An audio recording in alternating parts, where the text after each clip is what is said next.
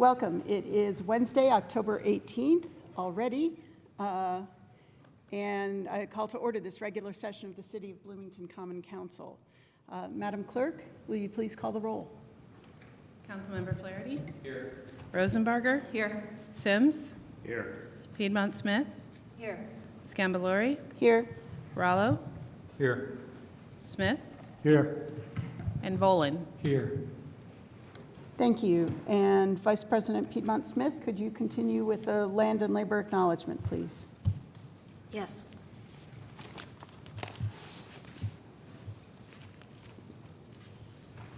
We recognize that the City of Bloomington sits on native land. The city, as well as city administrative buildings, are on the traditional homelands of the Miami, Delaware, Potawatomi, and Shawnee people, and we acknowledge that they are past, present, and future caretakers of the land. We also acknowledge that much of the economic progress and development in Indiana, and specifically in Bloomington, resulted from the unpaid labor and forced servitude of people of color, specifically enslaved African labor. We acknowledge that this land remains home to and a site of gathering and healing for many indigenous and other people of color, and commit to the work necessary to create and promote a more equitable and just Bloomington. We move forward knowing and acknowledging our rich, complicated, and sometimes painful past so that we can learn from it and create a true land of opportunity. Thank you. Continuing with our agenda summation for the evening, we have no minutes to approve this evening. We will move directly into reports. Included there are reports from council members, a report from the Bloomington Arts Commission, reports from council committees, and our first of two periods of public comment. We'll then take up appointments to boards and commissions, and then move to legislation for second readings and resolutions. Included there is Ordinance 2328 to amend Title 15 of the Bloomington Municipal Code entitled Vehicles and Traffic regarding amending Section 15.08.040 to update how temporary, experimental, or emergency traffic regulations may be made and enforced. Section 15.12.010 to add 3 stop intersections. Section 15.16.010 to amend the included intersections of one-way travel on Henderson Street. Section 15.24.020 to modify the posted speed limit on 17th Street. Section 15.32.030 to add back-in angle parking on Pete Ellis Drive. Section 15.32.080 to add no parking spaces on 8th Street, Swain Avenue, Wilson Street, Southern Drive, and 3rd Street. Section 15.32.090 to remove limited parking zones on Allen Street, 8th Street, Swain Avenue, and 3rd Street, and add limited parking zone on 3rd Street. Section 15.32.100 to add a loading zone on East Longview Avenue, and Section 15.32.110 to add a bus zone on 3rd Street. We then will take up Ordinance 2323 to amend Title 15 of the Bloomington Municipal Code entitled Vehicles and Traffic regarding amending Section 15.12.010 stop intersections to remove stop intersections from Schedule A and add multi-stop intersections to Schedule B. We have no legislation for first readings this evening, so we will move to our second of two periods of public comment. We'll then take up matters of council schedule, and then we'll adjourn. Okay. Again, we have no minutes to approve this evening, so we'll move directly into reports, beginning with reports from council members. I'll start on my far right with Councilmember Flaherty. No report this evening, thank you. Thank you. Councilmember Rosenbarger. No report, thanks. Councilmember Sims. No report. Councilmember Piedmont Smith. No report, thank you. Councilmember Rallo. No, thank you. Councilmember Smith. I have a couple of little things I just would like to announce. So we had our first Community Development Black Grant meeting working on scoring sheets so that we're going to be going into the season where we award Community Development Block Grants. And so we had a preliminary meeting today to refine the scores, the scoring sheets, make them better, make them more, fair. The other thing I'd like to say is I volunteer over at the Restore a couple times a week, and it's a commercial. We need volunteers. So anybody has a couple hours a week, the shifts are 2 hours. Anybody has a couple hours a week, please contact the Restore and come over there, and we put you on the register usually, and you can come help us. Steve, come help us. Thank you, Councilmember Smith. Thank you. Councilmember Volin. I echo Councilmember Smith's call for aid to worthy cause Habitats Restore. And I have questions for you after the meeting. I just wanted to say briefly to remind my colleagues that I was asked by John Connell, Director of BT, to join him, the mayor, and 2 members of the board in being prepared to negotiate any understandings with entities outside the city of Bloomington who might want to take advantage of the ordinance that we passed that allows bus service to serve outside the city. While I have not heard back yet of any tentative discussions, I just wanted to remind everyone that this is now pending and that we are waiting for an overture from those who would be served by Bloomington Transit. If you have any questions, I'm happy to answer them at any point. Thank you. Thank you, and I have no report this evening. So that will take us to our report from mayors and city offices, including a report from the Bloomington Arts Commission. I believe we have Ms. Warren with us tonight to start us off. Good evening, everyone. My name is Holly Warren. I am the Interim Director of Economic and Sustainable Development, and I am also the Assistant Director for the Arts in that same department. This is my colleague, Gerard Pankuk. He is the Chair of the Bloomington Arts Commission. So I am here tonight in my arts role, and I am the staff liaison to the Bloomington Arts Commission. So we just are here tonight to tell you a little bit about what we're working on. So first, I'm going to tell you a little bit about who is on our commission. So we are a commission of 11. We've got 6 mayoral appointees and 5 council appointees. The BAC is a group of experts in the field of arts. They are painters, they are musicians, they are light artists and curators, and they know that Bloomington and the arts are inseparable. The BAC is a dynamic group. They are critical, and they are not afraid to challenge each other in the most respectful of ways. This is why I love working with them. And they really help to check my blind spots for best practices in the arts, and they always have the larger Bloomington community in mind when thinking about how they allocate funds in the name of our mission. So now I'm going to talk a little bit about our mission. Our mission is really threefold. We work to support and promote local arts and artists. We work to promote creativity and artistic excellence in our community, and we serve as a liaison between the city, artists, and the larger public. And we really do that work in 2 big major areas of focus right now. We have a Grants for the Arts program, and then we focus on public art within city limits. So now I'm going to turn it over to my colleague Gerard, and he's going to dive deeper into the importance of the arts and the grant work that we do.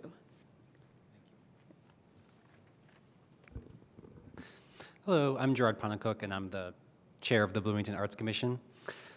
So the commission exists to support Holly and the city and the work that they do because the arts are important. They play a fundamental role in creating and growing our community. Resident surveys tell us that access to arts and cultural activities are up at the top of the list of what makes Bloomington a special place to live. The arts are also a critical part of Bloomington's economy. Beyond retaining talent, the arts provide a high return on investment when supported through government. The NEA figures a $9 return for every $1 spent. In Bloomington specifically, the arts bring money in, keep money in the city, and provide 3 times as many arts-related jobs as compared to cities of a similar size. So all that is to say that public support for the arts in Bloomington is not just good, but crucial.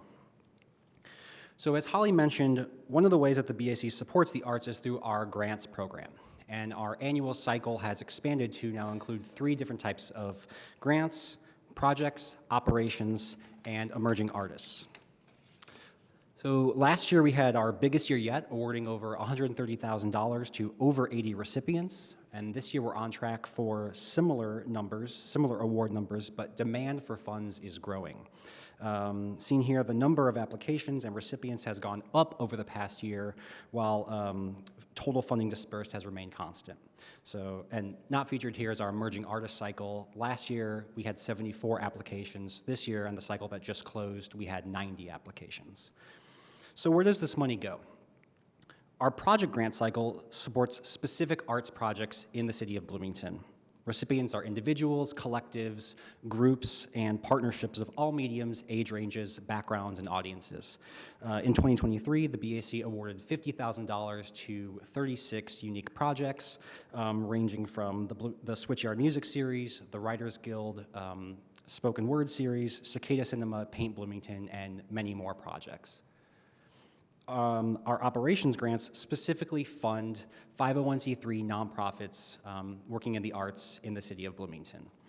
This year, we provided $30,000 of funds to 17 unique arts nonprofits, including the Bloomington Poetry Slam, Girls Rock Bloomington, Stages Bloomington, Windfall Dancers, and about a dozen other unique nonprofits. Our Emerging Artist Grant supports artists who are looking to level up their arts practice through equipment purchases, professional development, or other means. Several of last year's recipients have gone on to win regional and national awards for their photography, painting, mixed media, including Justin Carney, Caleb Poor, Larissa Danielle, Ellen Starleon.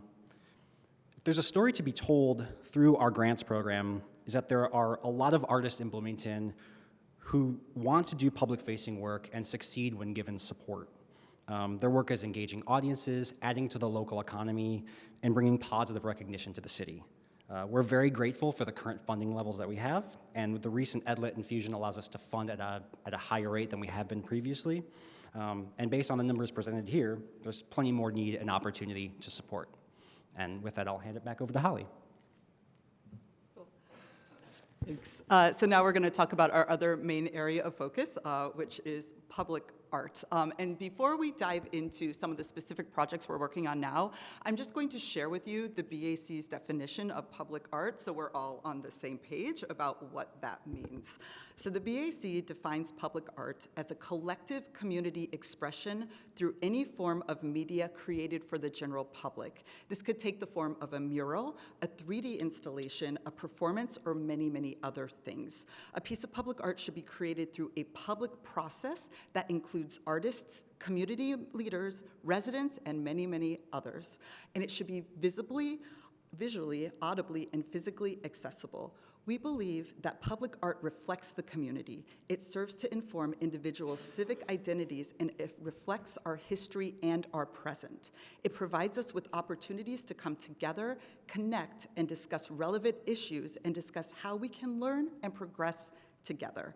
And now I'm just going to talk briefly about a few of the big projects that we've got going on right now. The first one you probably all know about, that's the 1% for the Arts project. So this comes out of an ordinance in the city of Bloomington that anytime the city undertakes a large-scale capital project, 1% of the construction costs have to be allocated to the arts. And we've had some great examples of how that's manifested in the past couple of years. We've got the Aurora Almanac installation at the Trades District Garage. We've got the Hoosier Line North Star installation over at Switchyard Park, and we have Urban Fabric over at the 4th Street Garage. The fact I love about the 4th Street Garage is that piece of public art is actually one of the largest pieces of public art in the entire state of Indiana. We're super excited about that. In addition to doing these 1% for the Arts projects, we also do collaborations. So recently, we wrapped a collaboration with the Parks Department in which we worked with local artist John Rasick to put a piece of public art on the recently revamped Rogers Family Park. We also recently worked with Wonder Lab to create a mural in their garden that uses heat-reflective paint. So this actually cools the area around it. So this is a really cool, innovative project that we've worked on. In addition to that, we're working with an IU-based nanoscientist, an amazing local artist, Aaron Toby, to do a mural about science and scale, very close to Wonder Lab. We're super excited about this. Work is actually going to start on this next week. We're trying to get it done before the weather gets bad. So we've got all of these amazing public art projects going on, and we constantly have people reaching out to us with ideas. How can I do this in my backyard? How can I do this on the side of my small business? And I would love to say we can help all of these folks and shepherd them through each and every one of these processes, but we are a committee of volunteers mostly. I am one person for the arts. So we put together a revised public art master plan, which we really see as a toolkit that we can share with our community members to empower them to undertake these projects mostly on their own. We will, of course, always be here to guide them, but we are really wanting to encourage the public to take advantage of this master plan to do things like block parties, like musical performances, like murals in their own backyards. So in addition to releasing this revised public art master plan as a toolkit, we're simultaneously going to release a suite of 10 microgrants of up to $1,000 each to, again, really incentivize our residents to take advantage of this program. We're going to launch all of this tomorrow. So you can go to our website. You can see the URL there. We've also got a QR code available. And of course, we're going to do a pretty aggressive marketing campaign of this project just to make sure that this opportunity lands up in the hands of those who need it most. So that's what we're working on now. And I just want to talk a little bit about the future. So we are so grateful for your passing of the 2024 budget last week. That's going to enable us to put even more grants and funds into the hands of local artists and arts groups and organizations. I mentioned briefly last week back at the end of August, we're also working towards a large-scale public art plan that's a little different than just a toolkit, but it's a strategy for putting more public art downtown to further invigorate our community through the arts and just really level Bloomington up on the visible map of how amazing we are. So thank you again for your time. We always invite you and members of the public to come to our monthly meetings. They're the second Wednesday of every month. They're at 5 p.m. We meet in person in the McCloskey room. We've also got an option to join us virtually. And again, you can find all of this information on our website. We're happy to answer any questions. Thanks, y'all. Thank you, Ms. Warren. Thank you, Mr. Panicook. Are there questions? Councilmember Volan, then Rallo. Thanks for the presentation, much appreciated. I have a question related, I guess, to the, can we have the slides back? Years ago, there was, I think, a Bloomington City funded project to paint the boxes, the traffic control boxes. Some of them seem to be long in the tooth. Can you give us an update on those, how much it costs to maintain them, and is there a plan to? Yeah, thank you for that question. There is, and I acknowledge this, yes. So we actually, I am working, so Gerard, so we have, Gerard is the chair of the entire commission. We also have a public arts subcommittee that we work on projects like that. So the chair of the public arts subcommittee and I are working to put a program in place, both to do some new paintings. I want to focus on the traffic boxes first, around the square, and then get out into the community to get other folks like painting those things. I would say the cost of it varies, it depends on whether or not it's a community doing it or if we're bringing in an artist, because if we're bringing in an artist, we want to allocate some funds to give them a stipend to do the work. And then there's, of course, the funds that you need for materials as well. Luckily, sometimes paint stores in town just donate paint for this project, but this is something we're definitely going to ramp up as part of this public art master plan that we're talking about working towards in 24. Okay, that's great. Yeah. The second question is, what with all the public art that has been funded through this process, is there such a thing as a guided tour, an audio guided tour of city-funded projects, or so we can say, here's an outdoor museum of arts that you all have created? That's a great question. So I've actually added this as one of my goals for 2024. That I do want to start doing a suite of public art tours. I want to start conservatively with just one per season, again, just acknowledging everybody's time. Yeah, go ahead. Self-guided. Yes, okay, yeah, for self-guided, we are working on that too, sorry. Wonderful. So we have a somewhat outdated database of all pieces of public art in the city of Bloomington. So we're currently working on getting that back up to snuff. And then what we would like to do is we also need to revamp our signage because some of the signage is old. So we're talking with parks about revamping that signage, but also adding a QR code so folks can do self-guided tours. The GIS portion of the IT department is working with us to make this technology possible. But our hope is really, this will empower people not just to do self-guided tours, but also kind of become stewards of specific artworks around town. That way, if they see something is damaged, they can report it to us and we can dispatch somebody in the community to go fix it. Great, thank you so much. Thank you. Thank you. Councilmember Rallo. Thanks for the presentation. I had a couple questions. One was, I'm curious about the grant program, the funding relative to need. Could you describe a little bit about number of applicants and the amount that is asked relative to the funds allocated?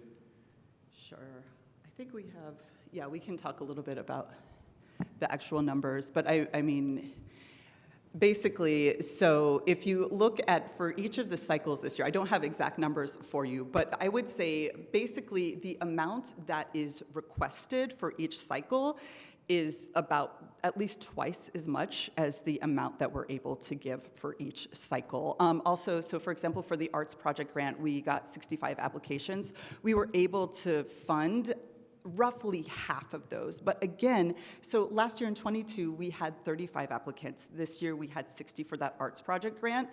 We were blown away by that number. It's a good problem to have, right? But it's like, oh, we did too good of a job getting the word out about this. But basically what it means is like we were like, oh, we actually have to be conservative with how much money we're giving out to these folks because we want to make sure that we have funds left over for the operations and emerging artist cycle. And what I will say is, while I would love to fund every applicant for all three of these cycles, that's not how grant applications work, right? We have to have some fairness. In an ideal world, we would be able to fund roughly 2/3 of applicants for each of these cycles between like full funding and about, nothing less than $250.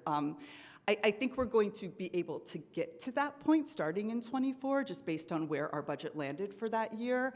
But to be determined how many more people apply next year. But overall, the applicants, all of the applications are good. I'm amazed at how good they are. It's really heartening to know what is happening with artists in this community. Well, thank you for that thorough answer. Okay, that gives me a metric then to evaluate in budget time. What was my other question? Are there things that are lacking in the community specifically that you could point to? I mean, is it gallery space? Is it workspace? Is it performance space? It's workspace. I would say I'll talk a little bit about space. We focused a lot about this in the 2022 Arts Feasibility Study. So what that study was done because the Waldron Task Force that decided that we should keep the Waldron Arts Center an arts center also stipulated that we do a study to say, is the Waldron Arts Center the be-all, end-all arts community center for Bloomington? So we brought a group of architects in. They evaluated all of the art sites in Bloomington. They also had many public meetings with members of our community. And what they ended up saying at the end of that was, oh my gosh, please do not build another performance venue. What your residents need is space to make their work. So that's what we're really focusing on now. And I've got a couple of other projects going on that are separate from my work with the Bloomington Arts Commission to tackle that issue. The other thing I will say is I do think another thing that we're seeing consistently in our grants applications is a need for funds to rent space. I think unfortunately there's kind of a gap of how much it costs to rent space in Bloomington and the amount of money we need to be able to fund institutions like the BCT and the Waldron to keep their lights on. They need that much money for the space to be rented, but unfortunately, many of our groups in town, that base price of renting a space for like a 3D run or 3-day run is just a little out of reach. So this is something I'm also going to be thinking about as I'm thinking about how I allocate those ARPA and CREED funds in '24. Oh, excellent, thank you. I look forward to talking to you about it some more. Thank you. Additional questions? Councilmember Piedmont Smith, and then Councilmember Smith. Yes, thank you very much for your presentation. I wanted to ask Was the Bloomington Arts Council involved at all with selecting the design for the Northern Gateway project? And if so, how were they involved? We did not select the design. We were involved in a very limited matter. We were brought in at the end of '22. So we were made aware of the project and the design as it stood then in November '22. And we said, okay, we understand that it's too late to make major changes to this. So we will give you feedback on the design as it stands now. That's what we did. That's all on record as part of the December 2022 meeting minutes and video. And I think that the larger thing that came out of the discussion about this piece in the December meeting was, yeah, we don't think this is actually a work of public art. But that really was our limited engagement. I think this has been a learning lesson for Parks and us in thinking about how we do these projects going forward. I do think, the collaboration I mentioned with them on the Rogers Family Park installation was that was amazing. And I'm hopeful, and I think my colleagues in Parks agree with me, that our hope is that moving forward, when we have projects like that, we will collaborate from the very beginning. I think that is both of our desires. And that desire goes not just for Parks, but for any department at the city who wants to do some kind of undertaking like this. Okay, thank you. Thank you. Councilmember Smith. Thank you both for the report. It's great. I think what popped into my head was, do you interface at all with the new convention group that are starting with the development of the plans for the convention center as an opportunity to site art or for some space, for performing arts or anything? Yeah. Is there any interface there going on? So the BAC is not involved in that right now. I would definitely, I think, but separate from that, again, in the arts feasibility study, there was a recommendation that we include potentially an arts gallery or a performance space in the new convention center, right? I love that idea. I think we all love that idea, and we're happy to pursue that, but so far we have not been invited or brought to the table on that idea, but I think we are more than happy to participate in that discussion. Thanks. Just checking in on it. Thanks. Thank you. And that brings us to time for this section of the agenda. May we come to you with any additional questions that we have Yes, separately? yeah. Feel free to Okay. email us. Thank you so much. We Okay, appreciate Ms. it. Warren, Mr. Panicook, thank you. Thank you. Okay. That brings us to reports from council committees. Are there any? Seeing I have none? a question. May I ask a question? Is the Plan Commission, did I miss my chance to update the council on the Plan Commission? Plan Commission reports would generally come during your report at the beginning, Well, then, next time. but you can always, Reports from committees. Oh, boards and, Yeah. it's a report from a commission, not a board or, Correct. not a council committee. Okay. So, Okay. okay. Okay, well, thanks. All right. That brings us to our first of two periods of public comment. This period of public comment, again, just by way of reminder, is for items not on our legislative agenda. So if you have comments on ordinance 2328 or 2323, please hang on to those until we take up that legislation. So here in chambers, please approach the podium if you'd like to offer public comment. Mr. Lucas, can you please extend our invitation on Zoom? Yes, if there are members of the public joining us via Zoom that would like to speak, please raise your hand, which you can do by clicking your Reactions tab or the More tab in your control bar. You can also send a chat to the meeting host to let us know you'd like to speak. Okay. Thank you. And let's start here in chambers. Welcome. If you would, please share your name for the record, and then you'll have 5 minutes. All right, hello. My name is Colin Nielsen. I live on Dunn Street near campus. And I came here today to talk about my experience with the intersection of 10th and Woodlawn Street. So I was basically almost run over by a car running a red light there, and I just wanted to discuss why that happened and maybe ways that can be improved. So to paint a picture, basically, coming from the north, there was a queue of cars on Woodlawn Street. They were waiting for a car to turn left into 10th Street, and cars were coming from the other direction, from the south, because there's like no green arrow. Basically, both directions have to go at the same time, and there was a large queue of cars behind the car turning left. And yeah, once the light turned yellow and then eventually red, cars eventually stopped coming from the south. And then the car turning left started turning left. And at that point, the pedestrian interval said that I could go. So I started walking into the street, but then the car that was right behind the car turning left, I assume it kind of weaved around the car and just zoomed right in front of me, probably came within like just a couple of feet of hitting me. So that was a really scary experience that happened just a couple of weeks ago. And I think a way that could improve that, I'm no traffic engineer, but like, I wonder if it could be considered that instead for one side coming from Woodlawn Street could go straight and turn left, and then have them go red, and then have the other side turn left and go straight, just so that traffic patterns can improve, I think, and also so that maybe people aren't so on edge to try to get through the light. It was the fault of the driver, and they did run a red light, but I think that maybe that'll happen less, because this happened again actually on Monday, just a couple days ago, except this time the people already started crossing the sidewalk.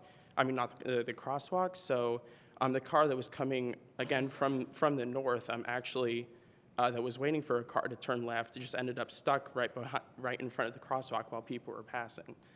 So I don't know. It seems I noticed a pattern, so I just thought I'd come here to bring your attention about it, and also, also just talk about 10th Street as well, and how as a bicyclist too, is just one of the worst streets to bicycle on. It has a lot of problems, but I think that definitely the fact that the street width basically stays the same, but the bike lane just kind of disappears when you go towards the campus doesn't really make sense, because it just means that people, I would prefer for it to be protected, but even if a painted line would be there, just so the cars would stay to the left and kind of intrude in the right area so that bicyclists could go by, would be great, because I basically avoid 10th Street because there's so many cars kind of on the right side that I basically get stuck behind all the traffic when it's peak rush hour. And also, there was also I know several weeks ago there was a bicyclist hit by a car at that intersection that I was talking about. So there's also just improvements probably with protected intersections and bike lanes that could probably help a lot, I think. Yeah, thank you. Thank you. Mr. Lucas, do we have anyone on Zoom? No, not that I see. Okay, let's come back to here in chambers. Welcome. If you would, please go ahead and sign in and then share your name for the record, and then you'll have 5 minutes. Okay. My name is Mark Haggerty. I'd like to talk a little bit about democracy tonight, and how it has been eroded ever since I came back from Vietnam in 1968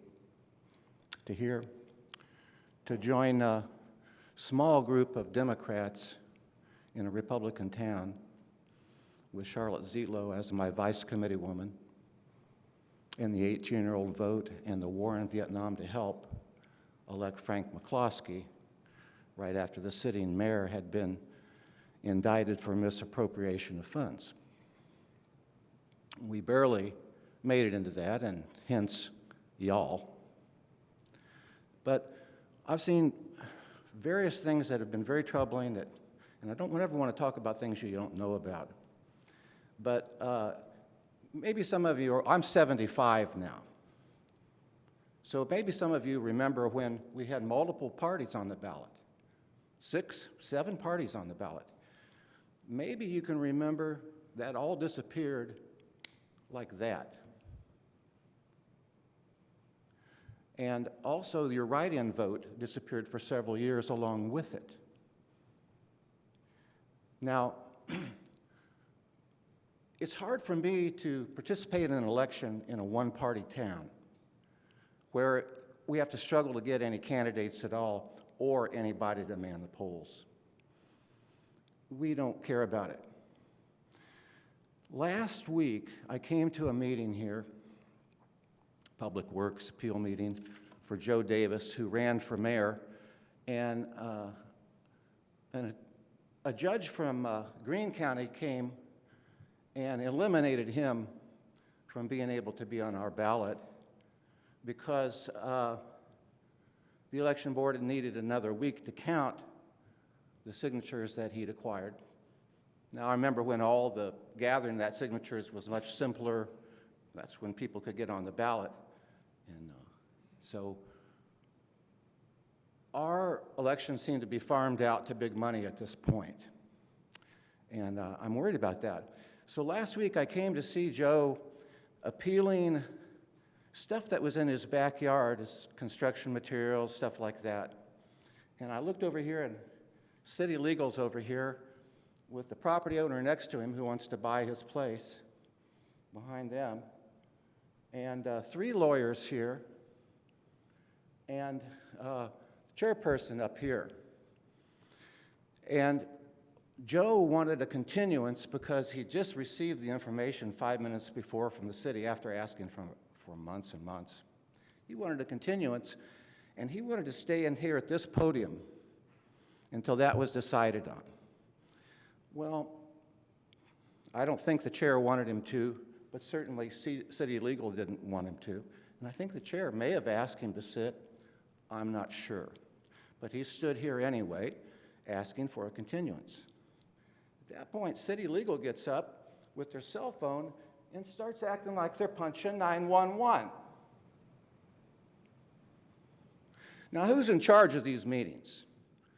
Does City Legal get to decide when to call the police about somebody who's just been a candidate for mayor who has stuff in the backyard that the city doesn't like?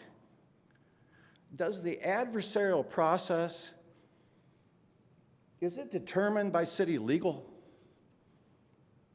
Do they get to call the police when they don't like what somebody says? I saw them interrupt him 20 times and then complain about him interrupting them over any point. This is the kind of acceptance of authority. What it was that Cartman says, authority. That this kind of acceptance is what has led to our loss of democracy, the election of Donald Trump, and our failure as a culture. It's these kinds of things where instead of making political decisions about gun control, and this, you can send a message to the legislature anytime you want. Instead of making political decisions, you take legal advice that tells you, oh, it's a waste of time. Well, let's not do that. Let's be a body that works for the people, not the legal department. I could go on for hours. Thank you. Thank you for your comments, Mr. Hegarty. Mr. Lucas, anyone on Zoom or no? Yes, on Zoom, I believe we have Alan Rose. Okay, let's go to Zoom then. Mr. Rose, can you please confirm your name for the record? And then you'll have 5 minutes.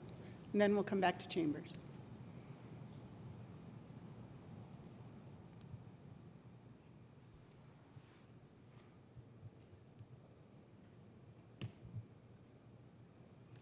Do we have audio? I believe they are unmuted, although I don't hear anything. Perhaps they could try to disconnect and reconnect and Okay. see if that clears it up. Why don't May we need go here in Chambers then, and then come back to Mr. Rose? Welcome, if you would. Please sign in. Please confirm your name for the record. And then you'll have 5 minutes. Good evening, Madam President, council members. This is Christopher M.G. from the Greater Bloomington Chamber of Commerce, not the National Chamber, not the State Chamber, not the one-zone chamber in Fishers. We pride ourselves at the chamber here as representing the community with its ideals and compassion. The chamber, like anything else, has evolved in the last 25 years. You probably wouldn't recognize us then.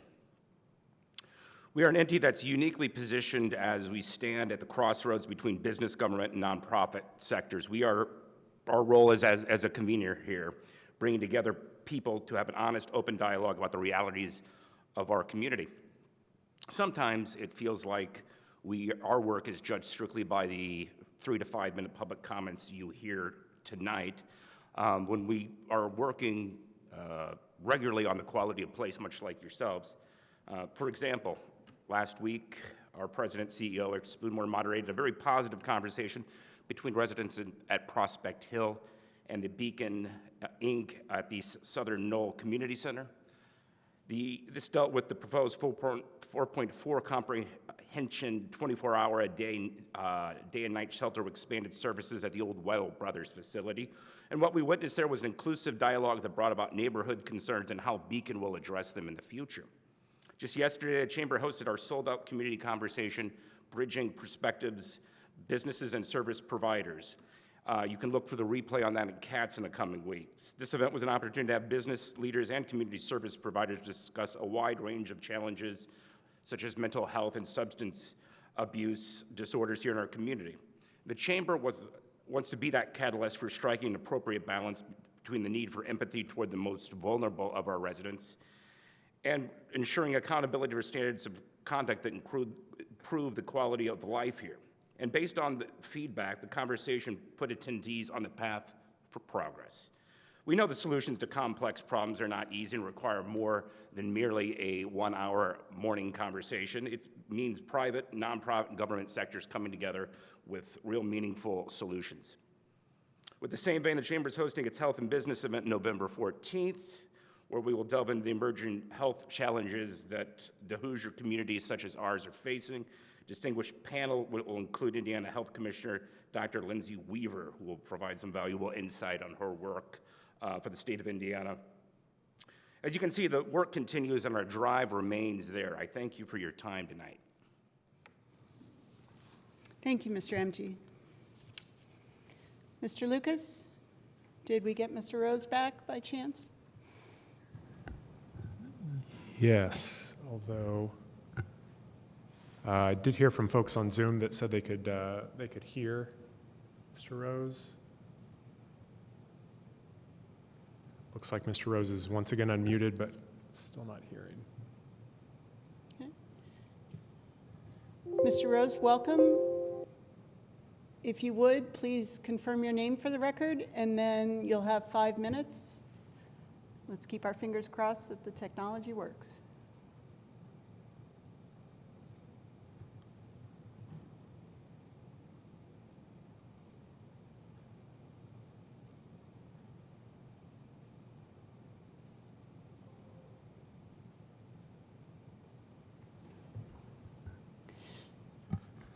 Mr. Rose, we're still not hearing you here in the room, and I'm not sure what the issue is. I know folks on Zoom can hear you.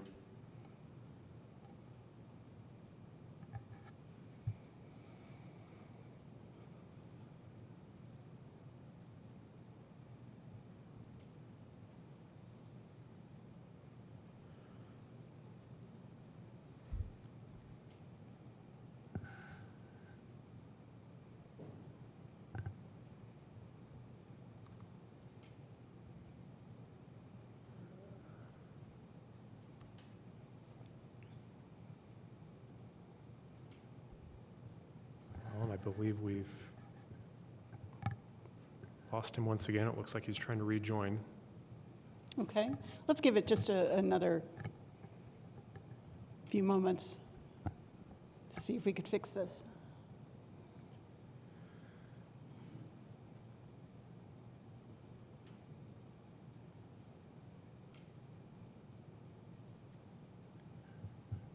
I believe they've unmuted again, and I can see that they are speaking, but we still can't hear you in the room.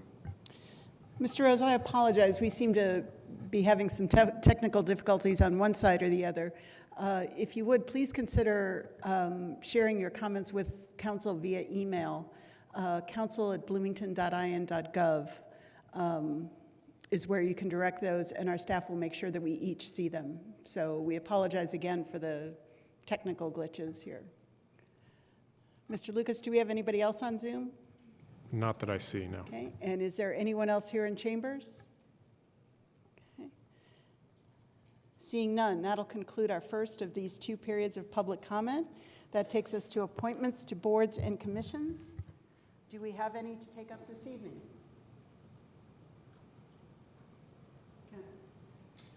Councilmember Volin? Or I'm trying to pull it up. Where's the meeting memo here?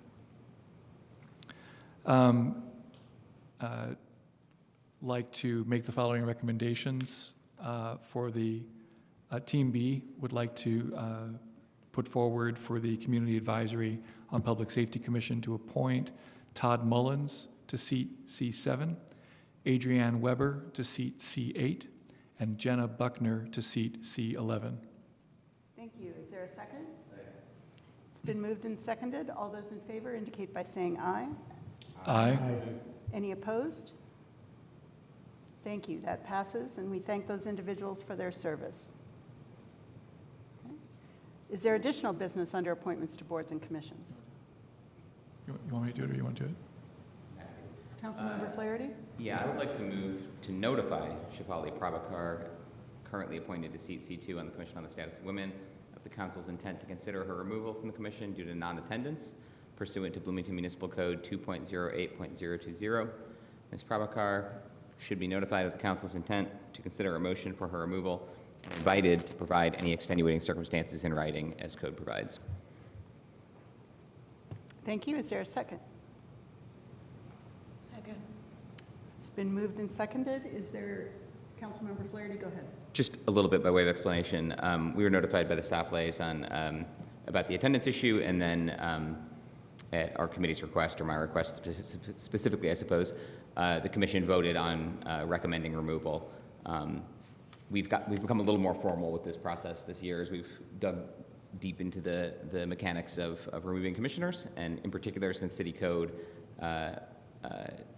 recommends offering the person a chance to share extenuating circumstances. We've, I think, tried to become more formal and consistent in having the council offer that opportunity for follow-up before a final vote on removal is taken. So that's the context of the motion. Thank you. Are there any questions for Interview Team B or for Councilmember Flaherty or Volin or myself? Seeing none, all those in favor of the draft or of the motion indicate by saying aye. Aye. Any opposed? That passes. Thank you. Are there any other appointments to boards and commissions from any of the other interview teams? Okay. That'll take us to legislation for second readings and resolutions. Madam President, I move that ordinance 2328 be introduced and read by the clerk by title and synopsis only. May I request a modification of that motion? In this particular case, the synopsis and the title are pretty much the same thing. Could we ask her to simply read the title? Yes, let's do so. So let's modify the motion to just read the title, not the synopsis, since it's already been read. Thank you. Thank you. I second.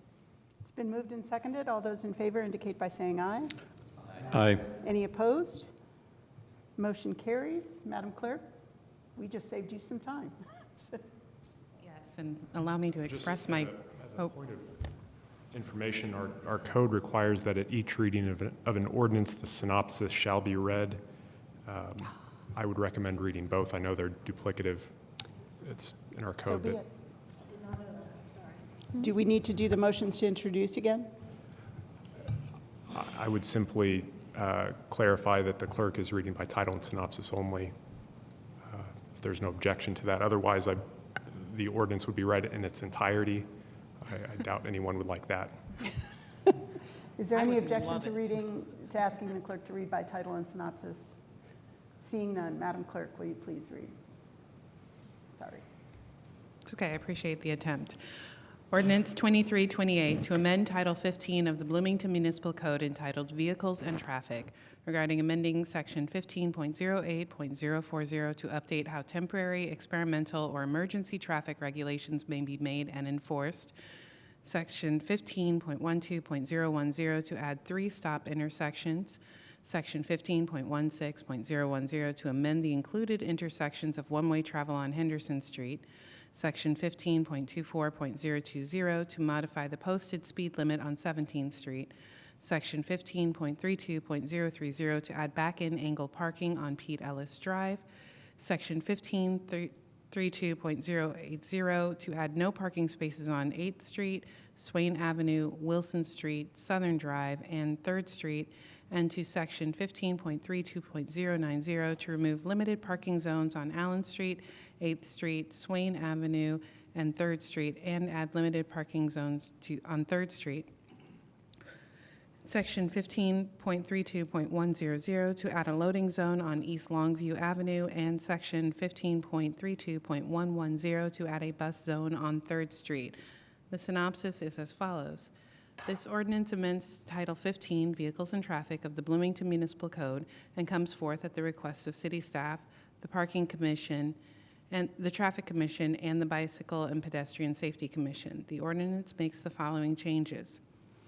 It empowers the city engineer and chief of police to make and enforce regulations necessary to effectuate the provisions of Title 15. It removes 2 stop intersections and adds 6 stop intersections.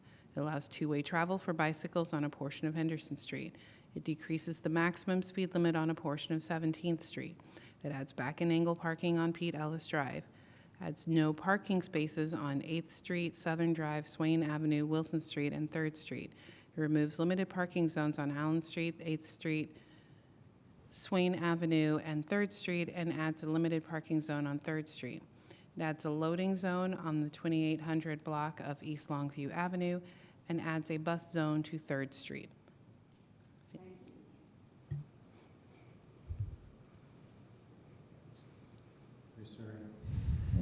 Madam President, I move that ordinance 2328 be adopted. Thank you. Welcome.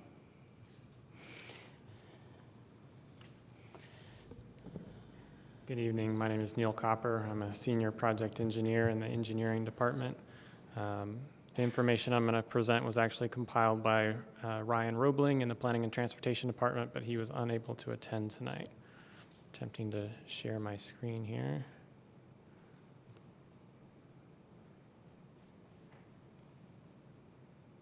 Great. I'll try to briefly run through each of the items in this ordinance. As the council knows, staff multiple times per year packages a number of kind of smaller Title 15 updates into a single ordinance to bring forward. And then at the end of the ordinance, I would be happy to answer any questions that you have. The first item is related to 180-day orders. This is the ability to temporarily change Title 15 for city code. The current wording states that essentially the chief of police needs to get permission from the city engineer to implement, to issue certain types of 180-day orders, and then other types of 180-day orders the city engineer can implement. In practice, the two coordinate, but the city engineer is actually the one that issues those orders. So this just clarifies that language, that the city engineer is issuing the order. The chief of police's role is enforcing that order.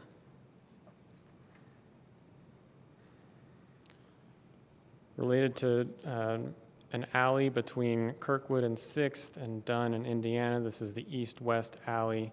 Typically, we do not install stop signs at alley intersections with streets. Indiana code already requires a driver to stop at these locations. There are some locations, however, where we think actually installing a stop sign would be beneficial. Whenever we do that, we need to codify that because Bloomington Municipal Code individually lists every stop sign that we have. In this location, the east-west alley actually looks and operates more like a street than an alley. So to clarify the control at the alley and street intersection, we thought it would be reasonable to install stop signs. Similarly, at an alley approaches to East Driscoll Drive, again, the alley and the street have such similar characteristics. In this location, the street is very narrow. It's essentially an alley width. They're both asphalt surfaces coming up to each other. If you're driving along the alley, it's not immediately clear that you're actually crossing a street instead of another alley or a driveway. So the proposal is to install stop signs, simply to clarify that control. Next item is related to stop sign configuration adjacent to the northern extension of the B line. So extending the B line from its current terminus and then installing multi-use path along Fountain and Crescent Drive. As part of that project, there are 2 intersections that will be modified. The proposal is to update the stop control so that the legs of the intersection that have the lowest volume and that also require drivers to turn are the legs that have a stop sign, as opposed to having the higher volume through traffic having a stop sign at these locations. So this is at 11th and Fountain and at Crescent and Fountain.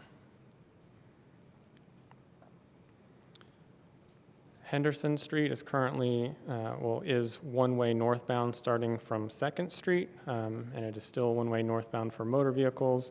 There was a recent change with an infrastructure project that installed a southbound painted bicycle lane between 2nd and Hunter. So this clarifies that portion of city code that it's one-way for motor vehicles in that section, but two-way for bicycles.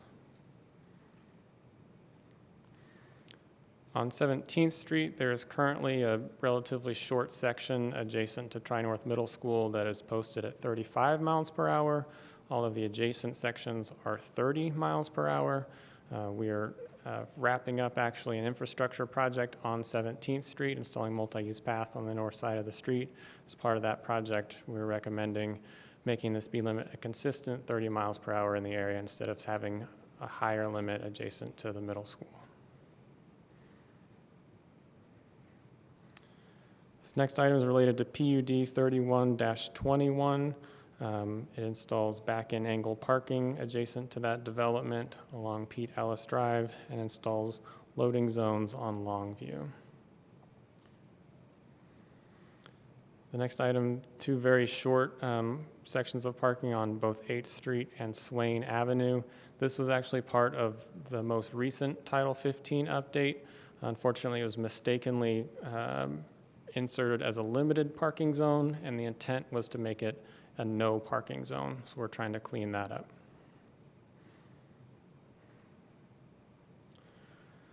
Next item is related to the relatively recent restriping on East 3rd Street in coordination with the street resurfacing. Adjacent to IU's Forest Quad, there's a limited parking area whose size is being reduced, and a bus zone was relocated from the east side of a driveway to a west side of a driveway, and this would codify those changes. There's currently a limited parking zone on West Allen Street. It's adjacent to the Hoosier Heights Climbing Center. There was a request from residents that's supported by that adjacent business to remove the limited parking zone.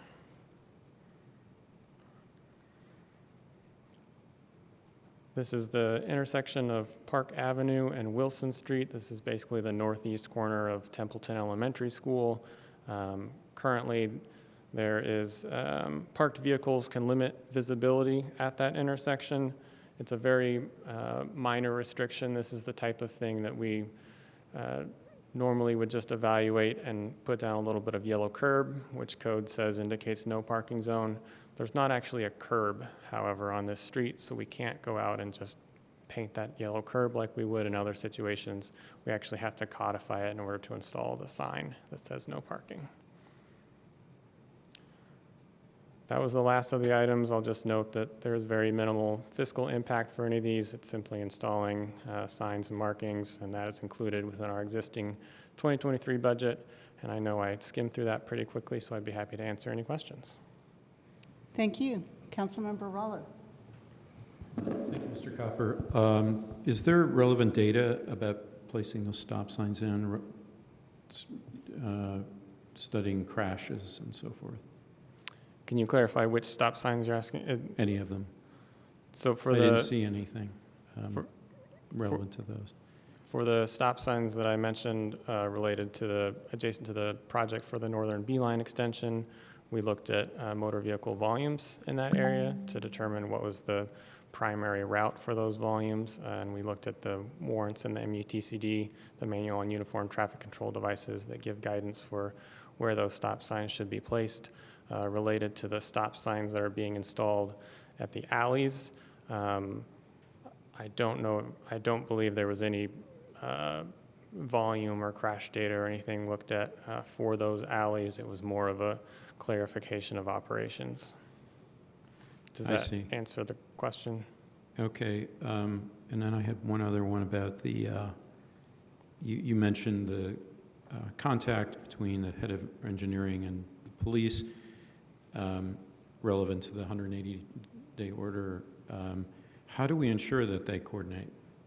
I mean, you say they coordinate, but it seems that that was part of the code that they do. How do we ensure that they do, since it seems important?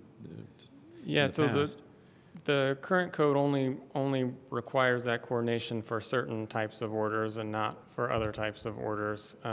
There's actually an internal administrative written policy that requires coordination not only between the city engineer and the chief of police, but also the director of planning and transportation and the director of public works, the city's legal department, the office of the mayor. So there's a written process that we follow for all of our 180-day orders. Okay, good. Thank you.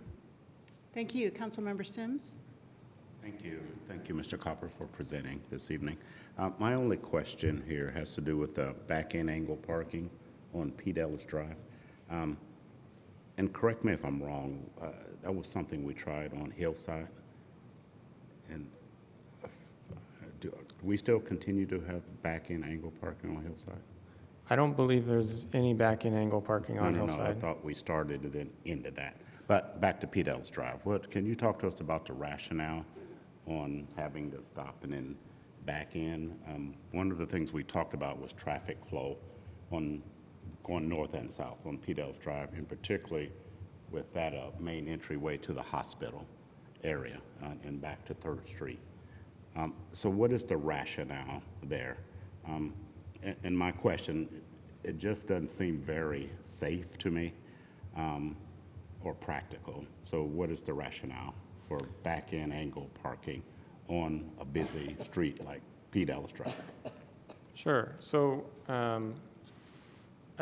it's always context specific, but big picture with back-in parking, it's generally viewed as lower crash risk because in head-in angle parking, it's real easy to pull into your parking space, but then you're often backing out into the street without having adequate visibility.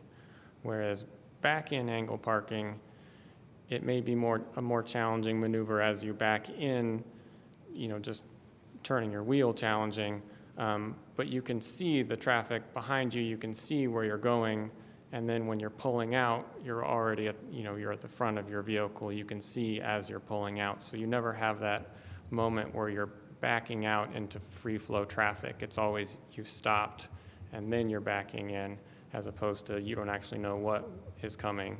So Pete Ellis Drive, southbound traffic may have to stop.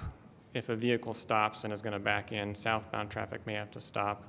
The northbound traffic that's actually towards the hospital shouldn't be impacted by that maneuver. That's a very short answer to a maybe big question. No, thank you very much for that, and that helps. And I'm just thinking that throughout the city, we have a lot of pull-in parking around the square, many places. So is it safe to say that this may be a precursor from engineering or parking and transportation to incorporate more of those throughout the city, those type of back-end angles, parking? I think it is likely there will be other contexts where we think that's appropriate. So this is, I believe, the second location in town that would have back-end angle parking, the first location being Lincoln, south of 3rd Street, north of Smith. And I don't think it will be a quick change because much of our angle parking is, it's built into the curb lines, and in order to reverse it, it requires a significant change. But I think as development happens, as project happens, projects happen, we would evaluate whether or not we think the back-in angle would be appropriate. Okay. And last question is evaluation. How, what are some of the criteria for evaluation? Is it just public comments or contact, or will we have someone observing from time to time, or how does that work? Are you asking about evaluation before it goes in, or evaluation to see if it's No. working? Well, it's already there. Sure. Moving forward, and you said we're going to evaluate to see how does that process work? Yeah, I think some of that would be looking at crash data after it's been in for a while. Some of it would be, you know, anecdotal observations and kind of what we hear about it. I think those are kind of the main ones that come to mind. Okay, thank you very much. Councilmember Volin, then Councilmember Piedmont Smith. Thank you. Following on Councilmember Sims' questions, aren't there other merits to back and angled parking besides the traffic flow that with the back of the car at the sidewalk, it allows people to load their trunk with groceries or what have you from the sidewalk instead of having to walk out into the street? And are there any other benefits? There are, as you mentioned, loading and unloading from the back of the vehicle is much more comfortable when you're not standing out in traffic. Another one that's commonly referred to is that if you have children exiting a vehicle and you open your door and you've backing angle parked, it naturally pushes them towards the sidewalk. Whereas if you head an angle park and you open the door and a child gets out, they actually have to move towards the moving traffic, and then the door can be shut. That's what I thought. I appreciate that. But I guess to sort of follow up on Councilmember Sims' question, is there an active effort to convert more angled parking to back in? And is there some, I don't think I understood your answer to this question about what criteria engineering might be using to decide what blocks would be eligible for it. I'm not aware of an ongoing active effort to change any existing parking. It's probably a better question for somebody in planning and transportation as to, you know, how that would be prioritized and how it would be implemented. Well, do you think that the interior of the square would be a good place for back-in angled parking? There's angled parking on all four sides of the courthouse. I think, you know, as I mentioned earlier, one of the difficulties with a location like that is the parking is actually constructed into the curb lines at that particular angle. So as it's configured today, it would require an infrastructure project or simply losing quite a few parking spaces on either end in order to try that out. Well, but unless they were redesigned to be, I mean, let's just say that we could get the same number of spaces with a redesign of the interior of the square. Do you see any red flags would the square be eligible for back-in angled parking? Do you see any problems with it there?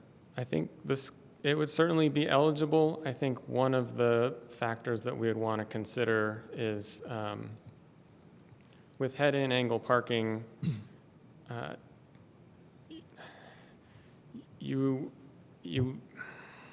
me make sure I say this correctly. When you're in a series of traffic signals that is progressed, you know, in a green band progression, and you have somebody pulling into a parking space as a part of that moving green band, it's really easy for them to get out of that flow, and the progression on the street continues. It's more challenging if there's somebody that's stopping in order to back into a parking space.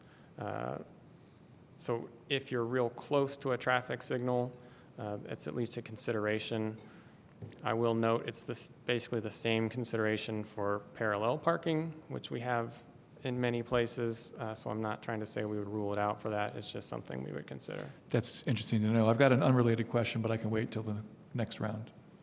Thank you. Councilmember Piedmont Smith. Yes. Mr. Copper, could you show the slide with the Fountain Drive, Crescent Drive stop sign changes, please? And just kind of walk me through those changes again, because I didn't quite follow. And what relationship it has with the extension of the B line? Absolutely. So in this image, north is kind of down and to the right. So 11th Street is here at the left side. Fountain Drive is this kind of primary street, which turns into Crescent here. Currently, at 11th and Fountain, if you can see my cursor, the left orange circle, the southern leg of the intersection, which is Fountain Drive, has a stop sign, and the other two legs don't. So the traffic that actually turns here is free flow, and the traffic that appears to have a straight option has a stop sign, which does not match up with there may have been some changes in the traffic pattern when I-69 came through and rerouted things, but currently the more dominant traffic flow is actually straight along Fountain Drive, and it's lower volume along 11th Street. It's more traditional to have a stop sign stopping the single leg of a T intersection, and then in this instance, the B-line extension project is constructing multi-use path along the east side of Fountain Drive, so that's on the screen, it's below Fountain Drive. So this would also put a stop sign before that new multi-use path instead of having free flow traffic across the multi-use path. And then at the intersection of Fountain and Crescent, currently it doesn't look like it's shown on the screen. This is showing what it would look like after construction. It used to be that Fountain Drive would continue across I-69, and that was the dominant traffic flow movement. That was cut off, and Fountain dead ends now at I-69, and instead the way to go across is to continue up Crescent and then go west on 17th Street, and you can go across I-69. So Crescent and Fountain are being aligned as a part of that project so that the primary movement is kind of the straight movement instead of the turning movement. So the traffic going south on Crescent would be the one to stop? No. So at this intersection on the right, the northern one, traffic going south on Crescent and continuing straight onto Fountain would not stop. Traffic going north on Fountain and continuing onto Crescent would not stop. Only traffic coming from kind of the dead end leg of Fountain would have a stop sign. Oh, I see. Okay. All right. I sort of get it. It throws me off when north is not at the top. But I have another question about a different section. I'll wait. Thank you. Additional round one questions. Councilmember Flaherty? Yeah, thank you. Thank you for the presentation. I had a couple of follow-up questions spurred by my colleagues with relation to back-in angle parking. So first of all, are you aware of any statistical analysis of incidents of crashes in other locations? I don't think we have the extent of data available to look at something like that, but wondering about safety of relative to head-in angle parking. Yes, so I, of course, don't have any of that in front of me right now. My impression is that back-in angle parking generally sees a lower incidence of crashes as opposed to head-in angle parking. I believe it is particularly notable in situations where there are people on bicycle using the street. You can imagine someone on bicycle maybe shying a bit to the right side of the road, and so when a car is backing out that wouldn't be able to see them adjacent to parking, it comes upon them really quickly, as opposed to if a driver is just pulling out forward and can actually see where they're pulling out, and they're less likely to back into them. Thank you. A related question. I was observing Morton Street in front of City Hall the other day and some of the changes that have just taken place there, including, I think, striping of a center line where there previously wasn't one.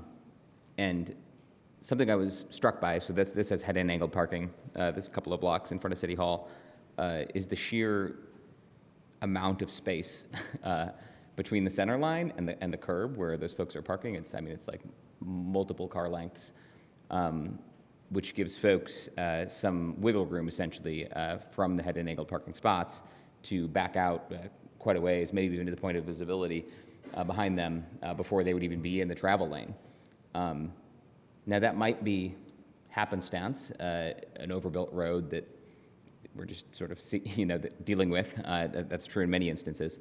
But it made me think of whether or not, are we making roads wider, essentially, to accommodate head-in angled parking? And could back-in angled parking be accomplished with less space, which would be good for drainage, discouraging speeding from overbuilt roads, all that kind of stuff? Like, what is there something relevant there, or is this purely coincidence with respect to the amount of space on Morton?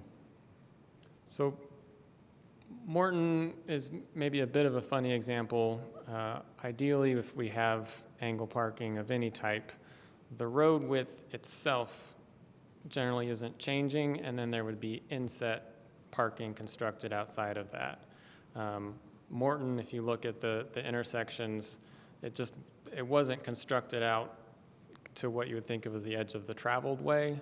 It's pulled significantly back from that so that the street appears to be much wider, which was one of the reasons that we pursued the striping that you see out there. So in that case, the angle parking of any type, depending on what you call the road, it's not making the travel way wider, but it is certainly taking up a lot more width within the right-of-way. And then between head-in angle and back-in angle parking, I would expect that back-in angle parking would require less width, but I don't, off the top of my head, I don't have any standards or anything to back that up. Okay, I might follow up on both those points via email. Thank you. Thank you. Additional round one questions? If not, I'll take a turn. Regarding 17th Street and the change in speed limit, I understand that we're dropping 35 to 30 to keep it consistent with the rest of 17th Street.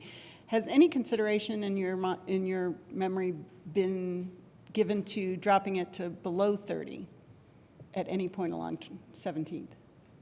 I'm not aware of a larger evaluation pursuing that. We did not tackle a corridor wide. Would it be appropriate for the speed limit to change? We have done that in other situations when requested by a commission, or just if it's brought to our attention. In this project, it was purely noting the discrepancy in that area and aiming for consistency. The infrastructure project, in my opinion, it's not changing the character of that street so much that it prompted that fuller evaluation. We just noticed that there was that single location. I think it would be reasonable to do that evaluation in the future, but it was not done with this. Okay. What would it take to initiate that kind of review? A request, certainly you could request it. We've had a number of similar requests come through the Traffic Commission, and that's the body that kind of views it first. So that would be a reasonable place to initiate through as well. Okay, thank you.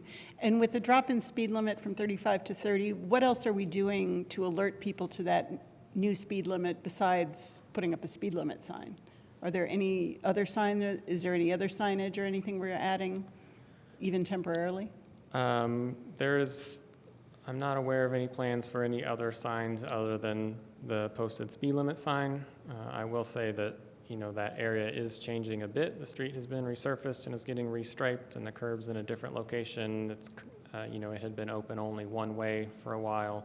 So as it's opening up, there will be some just overall change on the street. Okay. Thank you. Round two questions. Councilmember Sims, then Piedmont Smith. Rollo. Thank you, Madam Chair. And I also want to thank Councilmember Flaherty and Councilmember Bolden for their input and helping to educate me more, I think, on this back-end angle parking. But one of the things when we approved the project at Pete Ellis and 7th Street that Councilmember Smith kind of hammered on had to do with signal or traffic light at that intersection. And then based on the conversation or your explanation to Councilmember Bolden about stoplights and that sort of thing, there's not one there now. I anticipate that traffic studies will show maybe in the future maybe a need for a stoplight. And how do you, I don't want to deal with hypothetics, but what are your thoughts? Should there be a stoplight installed there to help the traffic as it increases? Would that change the thought on back-end angle parking along that section of Pete Ellis with the addition of a stop sign? I'm sorry, a traffic signal. Yeah, so if a future evaluation showed that there should be a traffic signal at that intersection, I think when that happened, it would be reasonable to look at the immediately adjacent surrounding areas and seeing if there was anything inconsistent with that approach. As I was noting earlier, having a traffic signal near back-in angle parking does not prohibit it by any means. In fact, on Lincoln and Third is, of course, a traffic signal, and it's immediately adjacent to back-in angle parking. But I do think it is something we would at least look at and consider, would this affect operations? Okay, and I asked that question because I thought with the follow-up with downtown and stoplights and angle, that wouldn't be a good move because of the stoplights. But then it wouldn't matter at Pete Ellis and 7th with the addition of a stoplight. Or is that different rationale that I'm missing somehow? I think, so proximity to a traffic signal is a factor that we would consider in any location.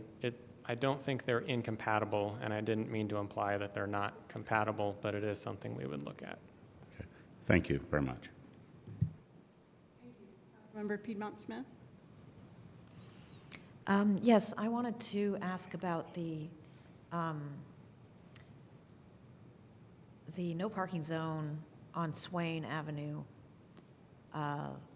between 3rd Street and that little one-block street called State Court Street, which I didn't know existed.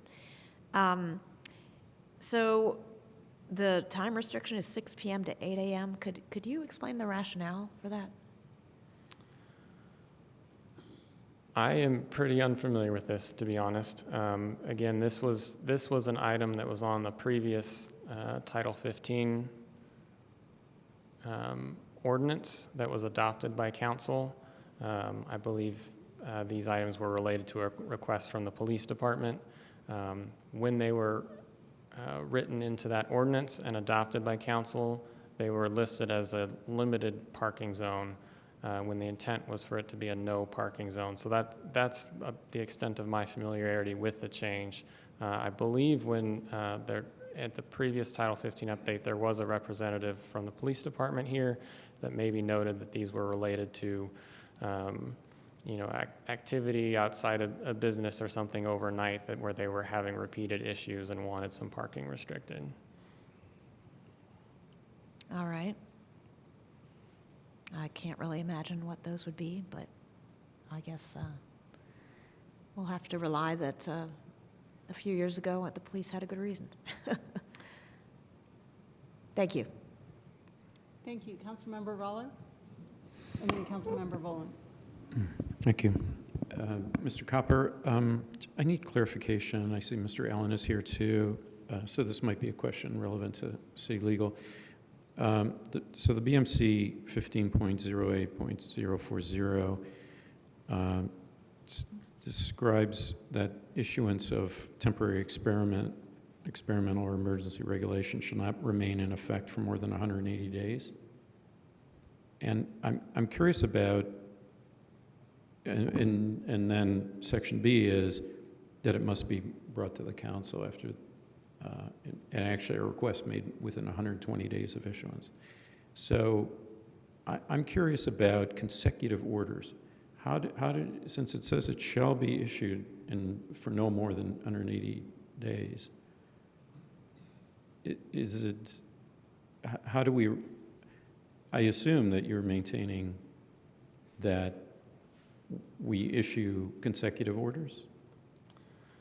So, Mr. Allen is happy to you're allowed to me. do so? Could you clarify? Happy to be corrected. My impression is that any individual order can be in place for 180 days. A second order issuing essentially the same thing is not expressly prohibited, and so has been done in the past. how many orders can be given then? How many consecutive orders? Yeah. I'm not aware of a limit to that. Okay, so, Mr. Allen, do you concur with that?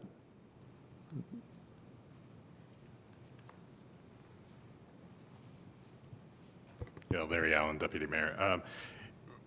Yes, it has been evaluated by city legal. I know that this is a question that comes up. It wasn't necessarily by me, or I don't believe it was by me. If it was, I've long forgotten that I was asked that question in particular. But it was evaluated and determined that there could be consecutive orders. It is used, just to be clear, it's used limited. So I think the understanding is that the emergency order can't be issued without it being considered by council before the end of that 180 days. And so even if you renew the order, you still have to come back to council. So in terms of a check on the theoretic unlimited abilities to issue 180-day orders, every 6 months, essentially, you would have to come back to council to determine whether that's going to be permanent.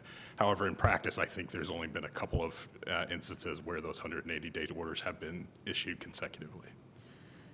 Does council need to take action?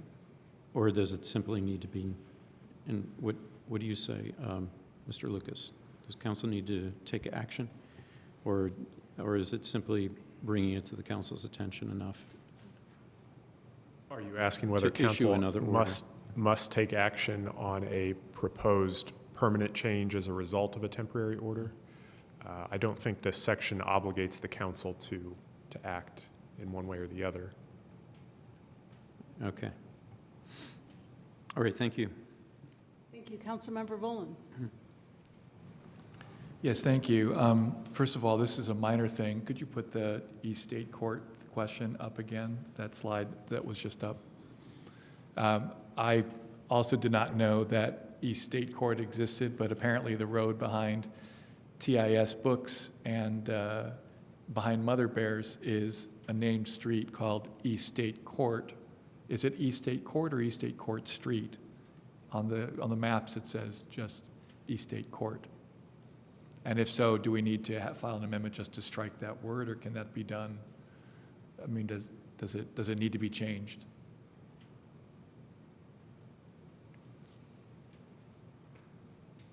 There it is. Google Maps has it as just East State Court.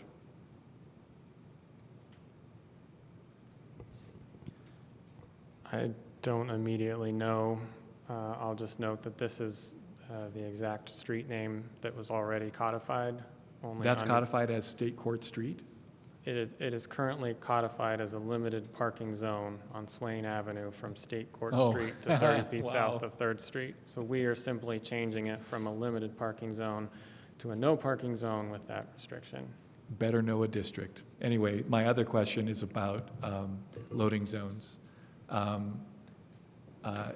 Is there, in your opinion, any particular reason why a loading zone needs to be so 24/7? Because right now, I understand that that's the default, that when we establish a loading zone, if there's no specific time limit on it, it's enforced 24 hours. Can you speak to that at all? Is the question related to could loading zones be used differently at different hours of the day, or is it the question why is it the default that it's 24 hours? Because it's almost assuredly could be used for different reasons at different times of the day, depending on the time. So if we're defaulting to that, I just wanted to validate whether that's the case, since we're talking about them. Unfortunately, I don't have much to add on to that. That would probably be more of a policy or parking question for other staff. Well, but I guess I'm asking from a traffic or engineering standpoint, is there any reason that you can see why a loading zone might need to be 24/7, let alone that be the default condition for a loading zone that's otherwise not specified? I would say for the most part, so we largely view a loading zone as similar to any other parking space in how it operates. However, the loading zone has benefits of, in some contexts, you can ensure that there aren't vehicles, say, blocking the street because they're stopping for just a minute or because it's a truck that needs to unload and couldn't otherwise go somewhere else. So loading zones can be beneficial for just traffic flow and not obstructing other areas. But in terms of the operation of that parking space itself, the kind of in and out movements, it's otherwise similar to any other parking space. Okay, well, but I mean, what you just said about, except for the exceptional part is relevant here. I know that there are some loading zones that are used 24 hours a day. I've seen loading, I'm thinking North Walnut between 6th and 7th is an example. But even then, there are trucks parking in the street at that same time. So I just wanted to just, is there any condition in which, do you think it should be the default condition that a loading zone is in operation outside of business hours from a traffic and engineering perspective, based on what you just said? If it's outside of that business hours and outside of the hours in which they would actually require loading and unloading, then I don't think there's a reason that it would need to be still a loading zone from a traffic engineering perspective. Very good. Thank you. Thank you, Madam Chair. Thank you. Additional round 2 questions before we go to public comment? Okay, seeing none, let's go to public comment. For those of you who would like to offer comment on Ordinance 2328, please go ahead and approach the podium here in Chambers. And Mr. Lucas, can you please extend our invitation on Zoom? Yes, if there are members of the public that wish to speak, please use the raise hand feature to let us know. You can find that by clicking the More button or the Reactions button in your control bar. You can also send a chat to the host to let us know you'd like to comment. Okay, thank you. If you would, please share your name for the record, and then you'll have 3 minutes. All right, thank you. I'm Sue Toohey, and I'd like to just follow up on President Scambaluri's. She mentioned the idea of 17th Street between Jackson and Monroe, that it's currently proposed to reduce the speed to 30, and there is a possibility of reducing it to 25. So that street, many people probably don't go down it, but this is if you're going west on 17th Street past what was that restaurant with the pink pigs in front of it in Napa Auto? And then you'll go past Tri-North Middle School, and then there'll be a roundabout. So that street, that stretch of street is listed as Schedule 1. It's called the exceptions. Instead of being 25 like other city streets are, this is in the city. It was at 35. So at the last meeting, Councilmember Volin mentioned the 2019 traffic, what's that called? The transportation plan. So if you look at that on page 35, figure 19, that stretch of road is actually labeled general urban. It's in front of a school. So it's something to consider.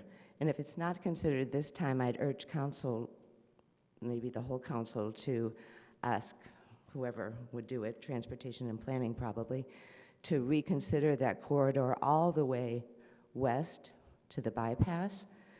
I live on that road, and I'm in the Crescent Bend Neighborhood Association Executive Committee. We would like to get that lowered, speed lowered too. It's at 30. And also Arlington Road, which, believe it or not, is at 40. So people are going southeast on Arlington Road, coming from across the bypass, and hitting the roundabout at 40. You'll see the signs that are missing now all the way down to the edge of the ground. So anyway, just something to consider, if not this time, maybe for the next time this round is brought up. Thank you. Thank you, Ms. Toohey. Mr. Lucas, do we have anyone on Zoom? Not that I see. And I'm not seeing any further comment here in Chambers, so let's come back to council. Are there any round 3 questions? Councilmember Rollo. Yes, I wondered, how do we not know that the future council might not remove these changes? Now, I don't expect you to answer that. I just asked rhetorically, so. Thank you. Are there any additional questions for round 3? Sorry. All right, is there any final comment then on ordinance 2328? Councilmember Volin. Could have just waited to say it during final comment. First, I want to say, I just want to reiterate my enthusiasm for back-end angled parking. I've had occasion to drive and to ride up South Lincoln Street, which is often backed up a great deal at certain times of the day. It's usually parents of students at the project school waiting in line to pick up their children. That's the route that they take. But there are indeed a couple dozen parking spaces hard up on Waldron Hill Buskirk Park before the light at 3rd and Lincoln. That is the first place in town where back-end angled parking has been implemented, and it works fine. We live in an era where all new cars have backup cameras, which makes it eliminates the biggest objection to trying to snake your way into a space with your back first. But the only reason not to keep changing parking, the only 2 reasons not to change parking to back and angled parking, one of them is the infrastructure reason Mr. Copper mentioned, that because we built concrete bunkers at an angle, assuming that that was the angle for parking, we'd have to change those bunkers in order to accommodate it the other way. Perhaps we should be just squaring them off so that we can do either way depending on how a city sees fit. But the only other reason not to do it is because drivers aren't used to it. And people aren't going to get used to it until you implement it, in the same way that drivers who say, I don't see any bicyclists on that street, are failing to see that, well, if you don't build bike infrastructure, you're not going to get people riding because they don't feel safe on it. So everyone should be slowing down. Ms. Tuohy's point about slowing traffic on 17th Street is well-founded. I just want to mention that as I mentioned earlier, I am looking at another modest set of changes to Title 15 based on discussion at the Parking Commission. Among them, we had a discussion of the question of loading zones. Should they be 24/7 by default or not? But I would be happy to include, if it's not inappropriate, if it's passes muster with engineering, consideration of 25 miles per hour on 17th Street, if we can get it done, if we can bring it forward by December. But I just want to let people know that I was hoping to get another batch of, it really depends on how the Parking Commission handles it. I would also love to discuss the public comment made by the gentleman who spoke about 10th and Woodlawn. I don't know if he was referring to a bicycle accident there that is in addition to the scooter accident, even though I know that the scooter rider broke a traffic law by crossing a lane inappropriately. You can see from the video when that rider was hit that the driver entered the intersection in the yellow at speed. And I think that between what he said and that accident, 10th and Woodlawn deserves reconsideration, even if there's not enough time to do it between now and, or whether it's appropriate to do in this ordinance or not, the next ordinance rather. I think 10th and Woodlawn, it's overdue for a reconsideration of how it's striped and or signaled. Anyway, I'm also surprised that East State Court exists, whether it's a street or not. And I am going to be supporting this ordinance and hoping to bring another briefer version of it by December. Thank you. Thank you. Additional comments on 2328?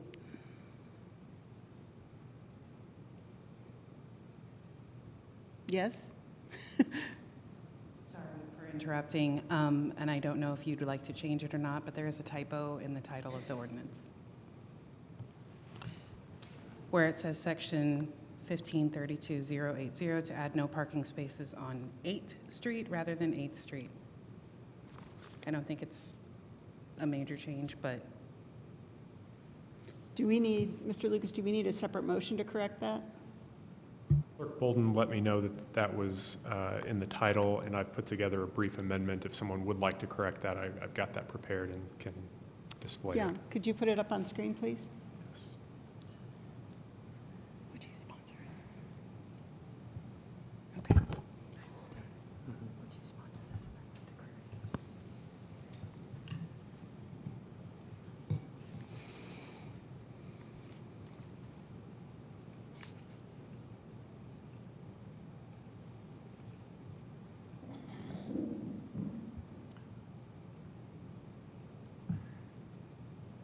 I move Amendment 1 as printed on the screen. Second. It's been moved and seconded. Are there any questions on Amendment 1?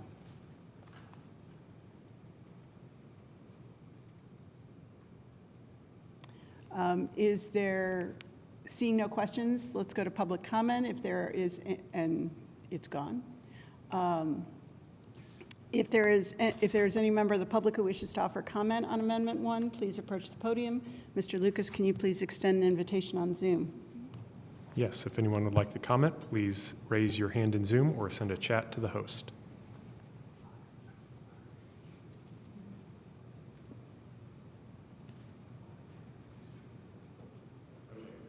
Seeing none? Okay. Let's come back then. Are there any further questions or comments on the Amendment 1 to Ordinance 2328? Seeing none, Madam Clerk, will you please call the roll on Amendment 1? Councilmember Flaherty? Yes. Rosenbarger? Yes. Sims? Yes. Piedmont Smith? Yes. Scambaluri? Yes. Rallo? Yes. Sims? Yes. Or Smith, I'm sorry. And Volin? I'm sorry to Yes. all of you on that one. Okay, thank you. Something like that. That passes 8-0. So let's come back then to Ordinance 2328 as amended. Are there any further questions? And do we need to do public comment on 2328 as amended? I'm seeing lots of head shakes. Any further comments or final comments on 2328? Seeing none, Madam Clerk, will you please call the roll? Councilmember Rosenbarger? Yes. Sims? Yes. Piedmont Smith? Yes. Scambaluri? Yes? Rallo? Yes. Smith? Yes. Volin? Yes. And Flaherty? Yes. That passes 8-0. Thank you, everyone. Madam President, I move that ordinance 2323 be introduced and read by the clerk by title and synopsis only. Second. It's been moved and seconded. All those in favor indicate by saying aye. Or actually, let's do a voice vote on this. I'd like to request a voice vote on the motion to introduce. Roll call vote? I'm sorry? A roll call vote? A roll call vote. What did Okay. I say? A voice vote, sorry. It's okay, just making sure. Sims? Well, before I do that, can I ask a question? What is the result, up or down vote on this? Is it just a normal introduce? It's a motion to introduce. And again, Mr. Lucas, do you want to provide some context on this? Yes, if the council were to not wish to take up this item tonight, it could vote down this motion to introduce. The effect of that would be that the veto on this ordinance would stand. Thank you. No. Piedmont Smith? No. Scambaluri? No. Rallo? Yes. Smith? Yes. Volin? Yes. Flaherty? No. And Rosenbarger? No. Thank you. That motion fails 3-5. That takes us to legislation for first readings. We have none this evening. That brings us to our second of 2 periods of public comment. This is for items not on our legislative agenda this evening. If there is anyone in council who would like to offer public comment, please approach the podium. Mr. Lucas, can you extend our invitation on Zoom, please? Yes, if any members of the public wish to speak, please raise your hand in Zoom or send a chat to the meeting host to let us know you'd like to comment.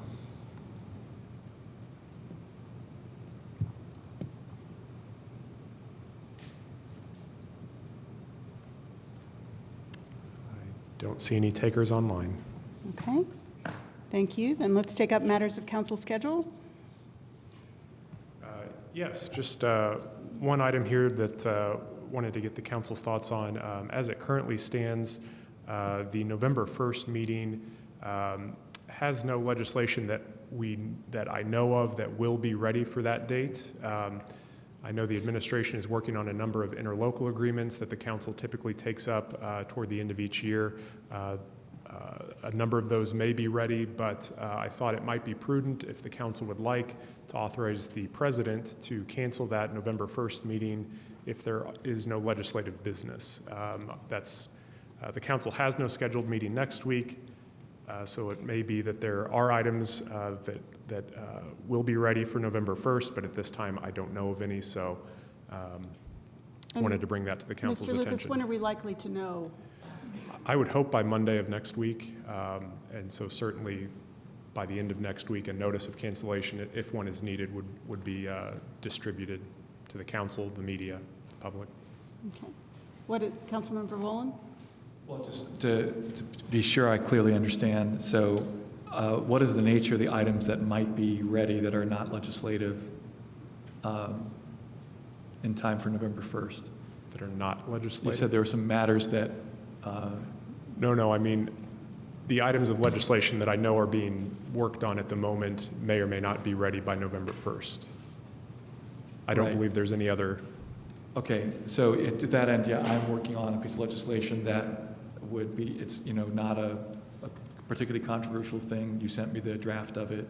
But if there's no meeting on November 1st, then we can't introduce it till November 8th.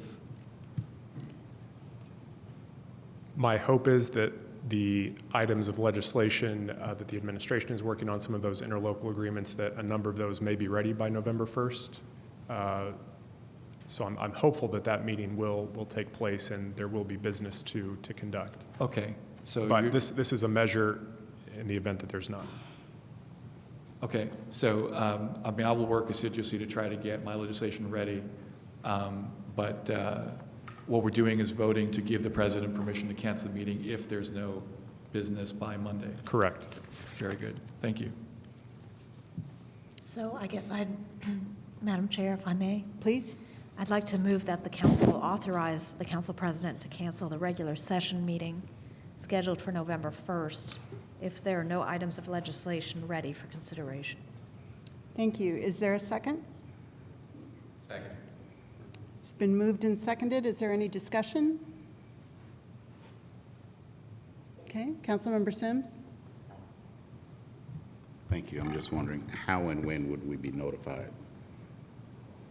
We will send out a notice of cancellation if the president decides to cancel the meeting. If no notice of cancellation is released, you will get a packet, an agenda. Okay, thank you. Additional questions? Okay, Madam Clerk, will you please call the roll on the motion? Councilmember Piedmont Smith, Yes. Scambalori, Yes. Rallo, Yes. Smith, Yes. Volin, Yes. Flaherty, Yes. Rosenberger, Yes. and Sims. Thank you. That passes 8-0. Mr. Lucas, are there any additional items for council schedule? No, thank you all. That's all. Okay. Are there any additional items of business that we need to take up? Seeing none, we are adjourned. Good night, everyone.